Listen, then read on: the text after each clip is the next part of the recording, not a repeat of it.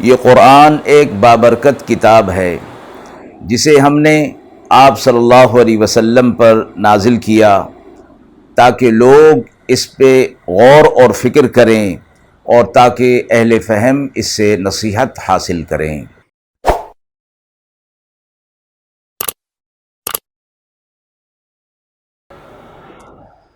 بسم اللہ الرحمن الرحیم۔ السلام علیکم ورحمۃ اللہ وبرکاتہ۔ ناظرین کرام، درس قرآن مجید کے آج کے اس پروگرام میں ہم آپ کے سامنے سورۃ الانعام کی آیت نمبر 38 تا 41 کا ترجمہ اور تفسیر پیش کر رہے ہیں، اور آخر میں پوچھے گئے سوالات کے جوابات ہوں گے۔ اعوذ باللہ من الشیطان الرجیم، بسم اللہ الرحمن الرحیم۔ وما من دابة في الأرض ولا طائر يطير بجناحيه إلا أمثالكم ما فرطنا في الكتاب من شيء ثم إلى ربهم يحشرون والذين كذبوا بآياتنا صم وبكم في الظلمات من يشاء الله يضلله ومن يشاء يجعله على صراط مستقيم قل أرأيتكم إن أتاكم عذاب الله أو أتتكم الساعة أغير الله تدعون إن كنتم صادقين بل إياه تدعون فيكشف ما تدعون إليه إن شاء وتنسون ما تشركون۔ آیت مبارکہ کا ترجمہ ملاحظہ فرمائیں۔ اور نہیں ہے کوئی چلنے والا زمین میں، اور نہ کوئی پرندہ کہ اڑتا ہے اپنے دونوں بازوں سے، مگر ہر ایک امت ہے تمہاری طرح۔ ہم نے نہیں چھوڑی لکھنے میں کوئی چیز، پھر سب اپنے رب کے سامنے جمع ہوں گے۔ اور جو جھٹلاتے ہیں ہماری آیتوں کو، وہ بہرے اور گونگے ہیں اندھیروں میں، جسے چاہے اللہ گمراہ کرے اور جسے چاہے صراط مستقیم پر لے آئے۔ تو آپ کہہ دیجئے، یہ بتاؤ، اگر تم پر اللہ کا عذاب آئے یا تم پر قیامت آ جائے تو کیا اللہ کے سوا کسی اور کو پکارو گے؟ بتاؤ اگر تم سچے ہو، بلکہ اسی کو پکارتے ہو، پھر دور کر دیتا ہے اس مصیبت کو جس کے لیے اس کو پکارتے ہو اگر چاہتا ہے، اور تم بھول جاتے ہو جن کو شریک کرتے تھے۔ آیت نمبر 38 میں تمام انسانیت کو مخاطب فرمایا گیا کہ زمین میں جو کچھ چلنے والی چیز ہے، جاندار، حیوان اور پرندے جو ہوا میں اڑتے ہیں، تمام قسم کی مخلوقات اس میں شامل ہیں۔ فرمایا گیا کہ یہ ہر ایک امت ہیں جس طرح کہ تم ہو، یعنی مخلوق ہونے میں اللہ کی طرف سے اللہ نے انہیں پیدا کیا، اور تمہیں بھی اللہ نے پیدا کیا ہے،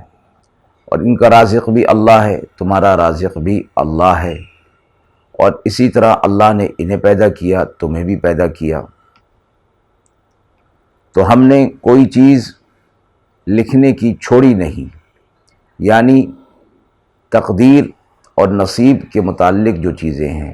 وہ ساری کی ساری اللہ کی کتاب یعنی لوح محفوظ میں اس کو لکھ لیا گیا ہے۔ اگرچہ فرمایا کہ یہ لکھ لینا اللہ کے لیے کوئی ضروری نہیں، اللہ کا علم ازلی تمام چیزوں کو محیط ہے اور اس کے لیے کافی ہے، لیکن فرمایا کہ یہ لکھ لینا دراصل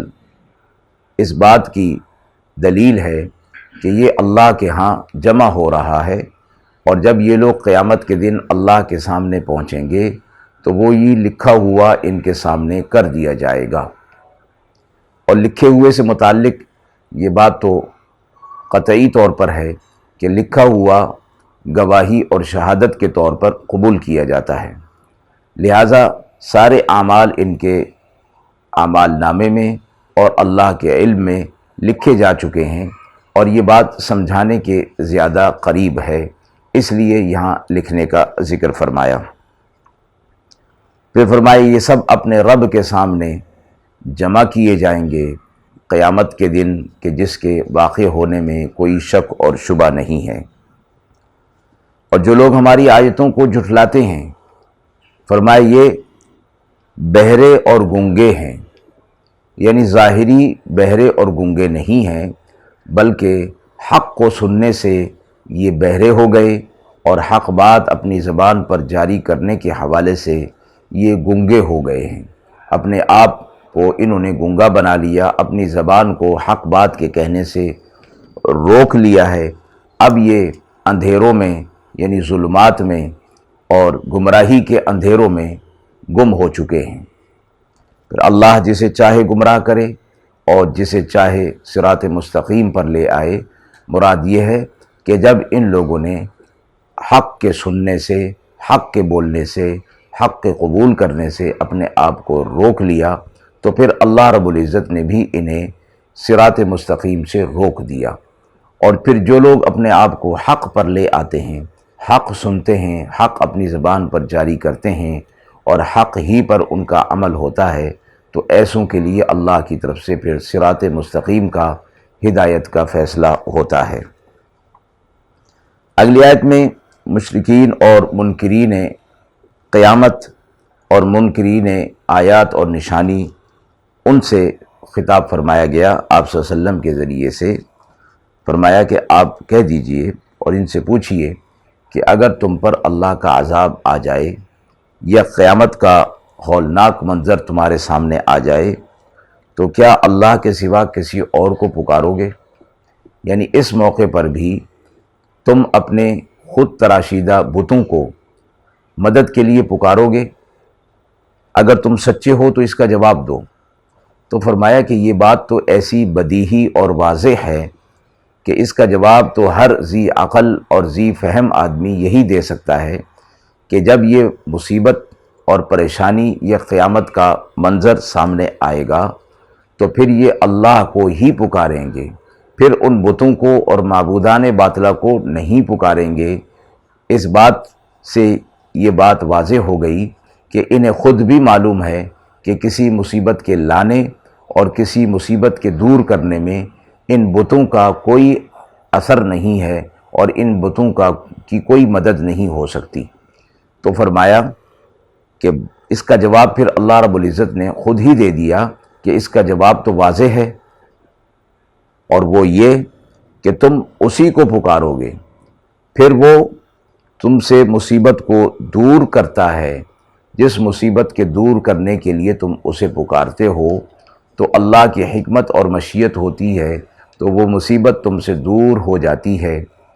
اور جس مصیبت کو دور کرنا چاہتا ہے وہ دور ہو جاتی ہے،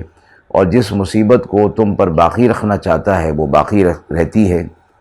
اور اس موقع پر تم اپنے معبودان باطلہ کو بھول جاتے ہو۔ تو یہ بھی اس بات کی دلیل ہے کہ وہ لوگ عبادت کے لائق نہیں ہیں، ان کی کوئی طاقت نہیں کہ کسی کو کسی مصیبت سے روک سکیں یا کسی مصیبت کو ان پر واقع ہونے سے روک سکیں۔ وَمَا مِن دَابَّةٍ فِي الْأَرْضِ آیت نمبر 38 کے حوالے سے فرمایا گیا کہ قیامت کے دن انسانوں کے ساتھ ساتھ جانوروں کو بھی زندہ کیا جائے گا۔ اللہ تعالیٰ کا انصاف اس حد تک ہے کہ اگر کسی سینگ والی بکری نے بغیر سینگ والی بکری کو سینگ مارا ہوگا تو قیامت کے دن دونوں کو زندہ کیا جائے گا، اور پھر بغیر سینگ والی بکری سے کہا جائے گا کہ وہ آج اپنا بدلہ لے لے، کیونکہ آج کا دن عدل اور انصاف کا ہے۔ اللہ تبارک و تعالیٰ کی طرف سے یہ عدل اور انصاف قائم کیا جائے گا۔ پھر اس کے بعد حکم ہوگا کہ وہ مٹی ہو جائیں تو وہ مٹی ہو جائیں گے، اور اسی چیز کو دیکھتے ہوئے کافر بھی یہ کہے گا کہ یا لیتنی کنت ترابا، کاش کہ میں بھی آج مٹی ہی ہو جاؤں اور میں جہنم کے عذاب سے بچ جاؤں۔ ایک اور روایت میں امام بغوی نے حضرت ابو ہریرہ رضی اللہ تعالی عنہ سے یہ روایت نقل کی ہے کہ رسول اللہ صلی اللہ علیہ وسلم نے فرمایا، قیامت کے روز سب اہل حقوق کے حق ادا کیے جائیں گے، یہاں تک کہ بے سینگ کی بکری کا بدلہ سینگ والی بکری سے بھی لیا جائے گا۔ آیت کے حوالے سے یہ سوال پوچھا گیا ہے کہ جانور اعمال جزا اور سزا کے مکلف نہیں ہیں تو پھر انہیں قیامت میں کیوں زندہ کیا جائے گا؟ جیسا کہ ابھی ترجمہ اور تفسیر سے معلوم ہوا، جانور کسی شریعت اور احکامات کے مکلف نہیں ہیں، احکامات اور شریعت کے مکلف صرف انسان اور جنات ہیں، اور انہی کے لیے جزا اور سزا کا نظام قائم کیا گیا ہے۔ جب جانور اور پرندے احکامات کے مکلف ہی نہیں تو پھر ان کے لیے جزا اور سزا کا معاملہ بھی کوئی معنی نہیں رکھتا۔ اس لیے علماء اور مفسرین نے فرمایا ہے کہ قیامت کے دن محشر میں جانوروں کا بدلہ ان کے مکلف ہونے کی وجہ سے نہیں بلکہ اللہ رب العزت کی طرف سے عدل اور انصاف کے قیام کے لیے ہوگا، کہ ایک جاندار نے اگر کسی دوسرے جاندار پر ظلم کیا ہوگا تو اس کا بدلہ آج کے دن اسے دلوایا جائے۔ اس سے یہ معلوم ہو گیا کہ باہمی حقوق اور آپس میں ظلم اور کسی پر زیادتی کرنے کا معاملہ اتنا سنگین ہے کہ غیر مکلف جانوروں اور پرندوں کو بھی اس سے بری الذمہ نہیں کیا گیا، تو انسان اور جنات جو کہ شریعت اور احکامات کے مکلف ہیں وہ اس سے بری الذمہ کیسے ہو سکتے ہیں؟ ایک اور سوال بھی آیت نمبر 38 کے حوالے سے پوچھا گیا ہے کہ آیت نمبر 38 میں انسان سے فرمایا گیا ہے کہ ہر حیوان اور پرندہ تمہاری مثل مخلوق ہے، یہ تشبیہ کس چیز میں دی گئی ہے؟ آیت نمبر 38 میں فرمایا گیا الا امم امثالکم، یہ تمہاری طرح ہی کی ایک مخلوق ہیں، تمہاری ہی طرح کی امتیں ہیں۔ تو جواب میں فرمایا گیا کہ اللہ رب العزت نے حیوانوں اور پرندوں کو جو پیدا کیا تو انہیں اپنی معرفت بھی عطا فرمائی، شعور اور ادراک بھی عطا فرمایا، اگرچہ وہ اس درجے کا نہیں جس درجے کا انسانوں کو عطا فرمایا گیا ہے، یعنی انسانوں کو اعلیٰ درجے کا شعور اور ادراک دیا گیا ہے، اور یہ جانور اور پرندے اور تمام مخلوقات جو ساتوں زمین و آسمان میں جہاں کہیں جس کیفیت میں بھی پائی جاتی ہے وہ اللہ کی تسبیح بیان کرتی ہے۔ سورہ بنی اسرائیل میں فرمایا گیا تسبح لہ السماوات السبع والارض ومن فیہن وإن من شیء الا یسبح بحمدہ ولکن لا تفقہون تسبیحہم، ساتوں زمین و آسمان میں جو کچھ بھی ہے وہ سب اللہ کی تسبیح بیان کرتا ہے، لیکن اے انسان تم ان کی تسبیح کرنے کے انداز کو سمجھ نہیں سکتے۔ انسانوں کی طرح ہی ان پرندوں اور جانوروں میں توالد اور تناسل ہے اور ایک دوسرے سے یہ انسیت رکھتے ہیں۔ اللہ انسانوں کا بھی رازق ہے اور جانوروں اور پرندوں کا بھی رازق ہے۔ قیامت کے دن انصاف ہوگا تو انسانوں کو بھی زندہ کیا جائے گا اور جانوروں اور پرندوں کو بھی حق اور انصاف کے قیام کے لیے زندہ کیا جائے گا۔ ہر انسان میں کسی نہ کسی حیوان اور پرندے کی خصوصیات پائی جاتی ہیں، بعض شیر کی طرح دلیر ہوتے ہیں اور بعض بھیڑیے کی طرح حملہ کرتے ہیں، بعض خنزیر کی طرح پاک چیزوں کو چھوڑ کر ناپاک چیزوں کی طرف لپکتے ہیں، بعض بلی کی طرح خوش آمدی ہوتے ہیں، بعض کوے کی طرح حریص ہوتے ہیں اور بعض لومڑی کی طرح چلاک ہوتے ہیں۔ تو اس لحاظ سے یہ تشبیہ جانوروں اور پرندوں، حیوانوں اور پرندوں سے انسانوں کو دی گئی ہے۔ اللہ تعالیٰ دونوں کا پیدا کرنے والا ہے، اور اللہ تعالیٰ ہی دونوں کا رازق اور خالق اور مالک بھی ہے۔ وآخر دعوانا ان الحمد للہ رب العالمین۔